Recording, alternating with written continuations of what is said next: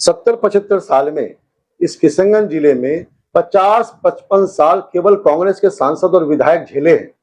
विकास से परे हटकर केवल धार्मिक मंशा को भड़काकर वो चुनाव जीतते हैं और 5 वर्षों तक कोई काम उनको नहीं करना होता। ये हिंदू मुस्लिम, सुरजापुरी पश्चिमा, शेरशाहवादी मुस्लिम, अन्य जातों में पटसन की उपज भी, मक्के अगर उपजाने लगे तो सबसे ज्यादा, केले उपजाने लगे सबसे ज्यादा, अदरक उपजाने लगे सबसे ज्यादा, अनारस उपजाने लगे सबसे ज्यादा, ड्रैगन फ्रूट हमारे यहाँ, बिहार का पहला चाय हमारे यहाँ। तो कृषि क्षेत्र समय में किशनगंज में हूँ और हमारे साथ बात करने के लिए सुशांत गोप जी हैं, जो बीजेपी के पूर्व जिला अध्यक्ष हैं और किशनगंज विधानसभा से दावेदार हैं। निश्चित तौर पे 2025 की जो विधानसभा चुनाव है उसकी तैयारियां सब पार्टी और प्रत्याशी अपने अपने हिसाब से कर रहे हैं, लेकिन सबसे बड़ा सवाल यह है कि किशनगंज में जो विगत 3-4 टर्म से सूखा चल रहा है उसका सबसे बड़ा कारण क्या है? क्या प्रत्याशी का गलत चुनाव करना या ऐसे लोगों का चुनाव करना जिसको जनता या फिर पार्टी के जो भी वर्कर हैं उनसे कोई उम्मीद ही नहीं हो या फिर उससे कोई मतलब ही नहीं हो। निश्चित तौर पे अगर गलत लोगों का चुनाव होता है तो पार्टी वही चुनाव हारती है, और अच्छे लोगों का अगर आप चुनाव करते हैं जिसका व्यक्तिगत भी वोट हो और जो हर जात धर्म में लोकप्रिय हो तो निश्चित तौर पर वैसे प्रत्याशी आपका चुनाव जिता सकते हैं और जो किशनगंज में सूखा पड़ा हुआ है शायद उसको समाप्त कर सकते हैं। तो निश्चित तौर पे सुशांत गोप जी 46 साल की उम्र है और निश्चित तौर पे कम उम्र में बीजेपी में आए और बहुत मेहनत करके अपने दम पे जिला के अध्यक्ष भी बने और इनका जो कार्यकाल रहा सराहनीय रहा। तो निश्चित तौर पे पार्टी को भी ये तय करना होगा कि अच्छे लोगों को मौका देना चाहिए। आप बीजेपी के पूर्व जिला उपाध्यक्ष अध्यक्ष थे और कम उम्र में ये उपलब्धि आपने हासिल की, तो निश्चित तौर पे कहीं ना कहीं आपका योगदान था समाज के प्रति, पार्टी के प्रति, जिसकी वजह से आपको ये पद मिला। आज भी किशनगंज विधानसभा में सबसे बड़ी और गंभीर समस्या क्या है जिसका समाधान विगत कई वर्षों में नहीं हो पाया? देखिए, सबसे पहले तो साधुवाद देना चाहेंगे आपको कि इतना सुदूर क्षेत्र से में आके आप बिहार के सबसे अंतिम क्षेत्र और नॉर्थ ईस्ट के प्रवेश और एग्जिस्ट क्षेत्र में आप आए हैं किशनगंज जिले में, उसके लिए आपको साधुवाद है। विद्यार्थी परिषद छात्र जीवन से हमने राजनीति शुरू किया था और लगातार 30 वर्षों तक हमारा छात्र जीवन से लेकर अभी तक विद्यार्थी परिषद से संघ और युवा मोर्चा और फिर भाजपा जिला अध्यक्ष के नाते संगठन ने जरूर हमारी उपयोगिता अपने संगठनात्मक कार्य में लिया और हमने पूरा समय संगठन को दिया है। किशनगंज जिस क्षेत्र में हम लोग रहते हैं ये बंगाल, नेपाल, बांग्लादेश और नॉर्थ ईस्ट के 7 स्टेट का प्रवेश द्वार है और साथ ही साथ हम लोग काफी सामरिक दृष्टिकोण से भी और भौगोलिक दृष्टिकोण से भी किशनगंज बहुत पोटेंशियल है बिहार के लिए। हम लोग बहुत एनर्जेटिक है, यहाँ के लोग, यहाँ के अगर आप राजनीतिक दल से हम परे हट के बात करें तो यहाँ के आवाम और यहाँ के सभी जाति धर्म के लोग बहुत पोटेंशियल है। आप किसी भी क्षेत्र में अगर आकेंगे, हम हमेशा धान की उपज भी, पटसन की उपज भी, मक्के अगर उपजाने लगे तो सबसे ज्यादा, केले उपजाने लगे सबसे ज्यादा, अदरक उपजाने लगे सबसे ज्यादा, अनारस उपजाने लगे सबसे ज्यादा, ड्रैगन फ्रूट हमारे यहाँ, बिहार का पहला चाय हमारे यहाँ। तो कृषि क्षेत्र के अलावा अन्य क्षेत्रों में भी हमारा किशनगंज बहुत सराहनीय भूमिका निभाती है। हम 70-75 साल में इस किशनगंज जिले में 50-55 साल केवल कांग्रेस के सांसद और विधायक झेले हैं। हम झेले हैं शब्द इसलिए बोल रहे हैं कि बिना किसी समाज के उत्थान, इस किशनगंज के विकास से परे हटकर केवल धार्मिक मंशा को भड़काकर वो चुनाव जीतते हैं और 5 वर्षों तक कोई काम उनको नहीं करना होता। और काम इसलिए नहीं करना होता कि काम के एवज में उसको वोट नहीं चाहिए, उनको चाहिए हिंदू मुस्लिम, सुरजापुरी पश्चिमा, शेरशाहवादी मुस्लिम, अन्य जातों में विभक्त करके वो लगातार जीतते हैं। समस्याएं किशनगंज में कई हैं। हम जिस क्षेत्र में हैं, आप जब दिन में घूमेंगे, इस क्षेत्र में एक बड़ी हार्ट ऑफ द टाउन बोलिए, हार्ट ऑफ द डिस्ट्रिक्ट बोलिए, एक रमजान नदी गुजरती है।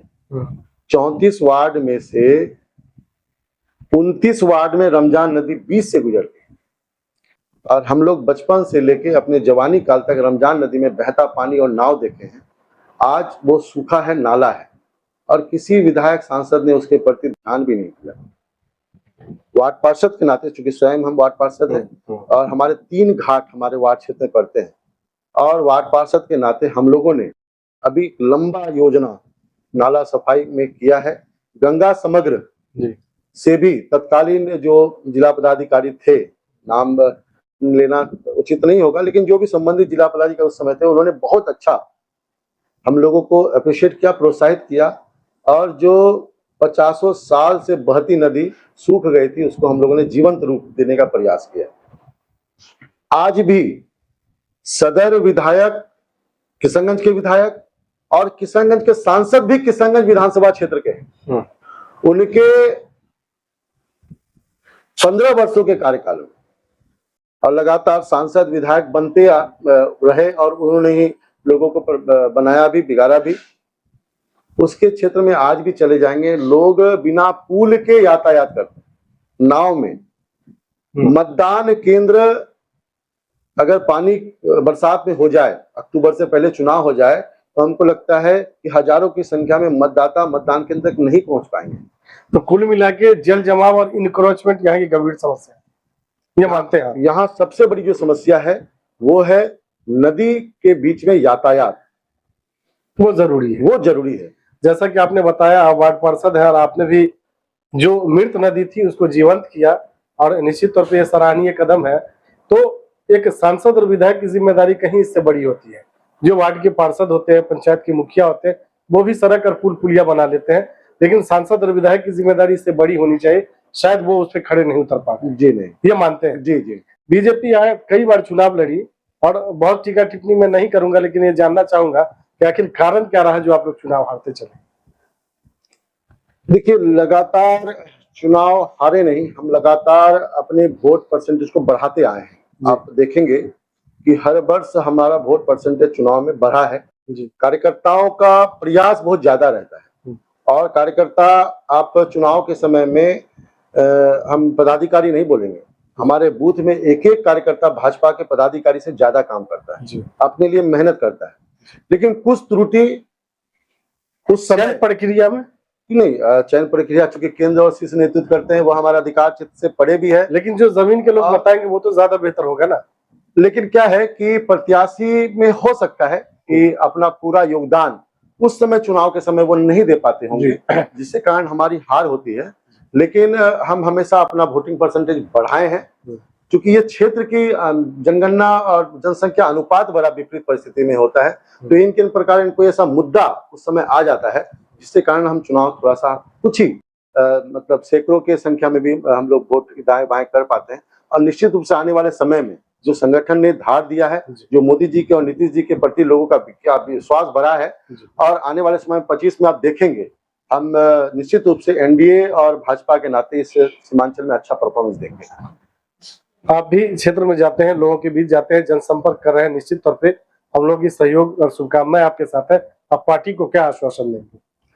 हम एक कार्यकर्ता होने के नाते, एक स्वयंसेवक होने के नाते, और जो अपने 20 वर्षों का राजनीतिक जीवन इस क्षेत्र में हम लोगों ने कई चुनाव, इवन के हमारे जो प्रत्याशी हारे हैं उसके 4 चुनाव को हमने व्यवस्था के नाते, व्यवस्था प्रमुख के नाते इस क्षेत्र को देखा है। हमारे माननीय एमएलसी के 3 चुनाव को हमने अपने व्यवस्था प्रमुख के नाते देखा है। सांसद का चुनाव हम लोगों ने 2 चुनाव अपनी व्यवस्था के नाते हम लोगों ने देखा है। तो निश्चित रूप से बूथ तक भी चुनाव प्रबंधन से लेके और चुनाव व्यवस्था तक हमारी सक्रिय भूमिका रही है। उस भूमिका के नाते हम ये आश्वस्त करेंगे कि आने वाला चुनाव में जो बूथ सशक्तिकरण अभियान भाजपा चला रही है, पन्ना प्रमुख तक हम पहुंचे हैं। आपको विश्वास नहीं होगा कि हमारे 1100 बूथों में से इस किशनगंज जैसे जिले में, जो विपरीत परिस्थिति का जिला है, हमारे कार्यकाल में 700 से अधिक बूथों में हमने सक्रिय बूथ समिति बना लिया है, और अभी वो सशक्तिकरण चल रहा है। हम निश्चित रूप से जब 80% बूथों तक चले जाएंगे, हम निश्चित रूप से जीतेंगे। और इस क्षेत्र, ये प्रदेश अध्यक्ष का गृह क्षेत्र है जी। केंद्र और प्रदेश शीर्ष नेतृत्व ने अगर सीमांचल के सबसे विभिन्न क्षेत्र में किशनगंज जिले में प्रदेश अध्यक्ष बनाकर विश्वास जताया है जी, तो हम संगठन को और प्रदेश और केंद्र नेतृत्व को ये विश्वास जताना चाहते हैं कि कार्यकर्ता होने के नाते अपने पूरे टोली के साथ, दमखम के साथ बूथ जीतेंगे और चुनाव जीतेंगे। हम लोगों की सहयोग और शुभकामनाएं आपके साथ है। पार्टी आपको सिंबल देती है और जनता मौका देके आपको किशनगंज का विधायक बनाती है, तो चुनाव जीतने के बाद आपकी पहली प्राथमिकता क्या होगी? देखिए, चुनाव जीतने के बाद हमारी जो सबसे पहली प्राथमिकता होगी युवा वर्गों के लिए, क्योंकि हम अभी युवाओं के बीच में ज्यादा हमारा रहना होता है। आज का युवा, इस क्षेत्र का युवा, इस सीमांचल बॉर्डर क्षेत्र का युवा, सीमा क्षेत्र का युवा नशे के आदत में लोग पागल हो गए हैं। घरों के घर, गांव के गांव बर्बाद हो नशे से बर्बाद हो रहे हैं। और आज 5 दशक तक न तो कोई नया कॉलेज बन पाया है, जी न ही कोई डिग्री कॉलेज नया स्थापित हो पाया है, और न ही कोई टेक्निकल कॉलेज बड़ी एक बृहत रूप से, जैसे हमारा मेडिकल कॉलेज है, जी आज ये बनकर वहां सैकड़ों मिडिल क्लास के लोग लाभान्वित हो रहे हैं। ऐसे कोई टेक्निकल हब हम लोग यहाँ पे बड़ा जागरूकता नहीं कर सकते हैं, लेकिन टेक्निकल हब आप पास के जिला में चले जाएंगे, पूर्णिया, भागलपुर, वहां पे देखेंगे आप IITI का काफी योगदान है। ऐसे चीज का विकास करना और नशे से एक नशा मुक्त समाज बनाना, नशा मुक्त समाज ये बनाना। आपकी प्राथमिकता। युवा स्वस्थ रहेंगे, सजग रहेंगे, राष्ट्र प्रेमी रहेंगे तो निश्चित रूप से विकास स्वतः हो जाएगा। चलिए, सुशांत घोष जी, हमसे बात करने के लिए बहुत बहुत धन्यवाद।